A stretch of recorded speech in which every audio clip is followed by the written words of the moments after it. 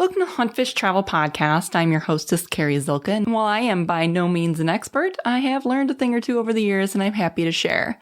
And through the end of May, we're talking turkey. Past tips can be found at www.cz.net/category/hunting tips.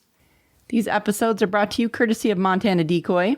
This company is amazing. Not only have they been a supporter of this podcast from the very beginning, I've killed every single turkey using their decoys. Every single one. And I've killed a lot of turkeys. I cannot recommend this company enough. So be sure to check them out at montanadecoy.com. Let's talk about the three different breeding cycles that turkeys have and how to hunt them. The decoy setups for each are slightly different, but they can be very, very effective. First, you have the pre-breeding.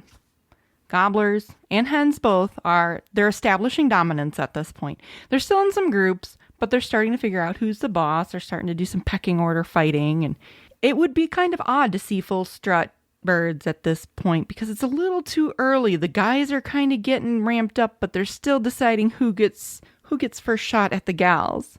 So put out a couple of hens. They'll be irresistible. You know, the hens are still together. Everybody's still in big groups. A couple of hens. 2 or 3 out there. The boys will come in, check them out.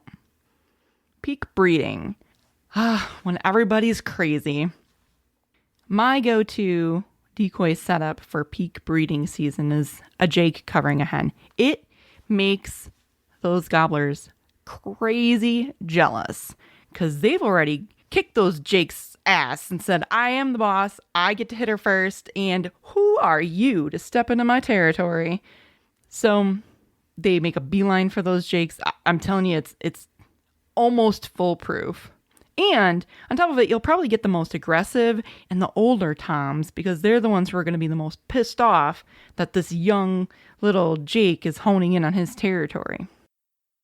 Post-breeding. So by this time, late season, everyone's exhausted. The hunters are exhausted. The turkeys are exhausted. A lot of birds have been killed.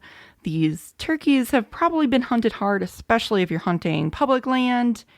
And at this point, the toms tend to be a little more silent too. They've gotten a little call shy, so don't be surprised if they come in without a word. Here at this point, they're not really that excited about battling it out for a hen's attention at this point. So put together 2 or 3 feeding hens in the feeding position. That can be very productive with no gobblers, no jakes around.